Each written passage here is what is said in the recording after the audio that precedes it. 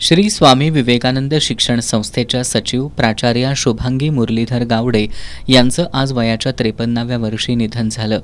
त्या श्री स्वामी विवेकानंद शिक्षण संस्थेचे संस्थापक शिक्षण महर्षी डॉक्टर बापूजी साळुंखे यांच्या नात, संस्थेचे कार्याध्यक्ष प्राचार्य अभयकुमार साळुंखे यांच्या कन्या आणि संस्थेचे मुख्य कार्यकारी अधिकारी कौस्तुभ गावडे यांच्या त्या मातोश्री होत.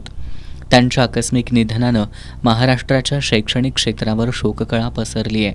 त्यांनी शिक्षण महर्षी डॉक्टर बापूजी साळुंखे यांनी 1954 साली स्थापन केलेल्या श्री स्वामी विवेकानंद शिक्षण संस्थेमध्ये 2008 पासून सलग 18 वर्ष सचिव म्हणून काम पाहिलं. त्यांनी शिक्षण महर्षी डॉक्टर बापूजी साळुंखे यांचा शैक्षणिक सामाजिक कार्याचा वारसा समर्थपणे सांभाळला. त्यांनी त्यांच्या काळात engineering, nursing, hotel management, artificial intelligence, law college या शाखांचा सुद्धा शुभारंभ करून संस्थेच्या विस्तारासह नावलौकिकात भर घातली. यासह त्यांनी न्यू मॉडेल इंग्लिश स्कूल आणि ज्युनियर कॉलेजच्या प्राचार्या, शिवाजी विद्यापीठाच्या सिनेट सदस्या, राज्य शासनाच्या तेजस्विनी महिला आश्रममध्ये शिक्षणतज्ज्ञ आणि महिला कल्याण समितीवर सदस्य म्हणून काम पाहिलंय.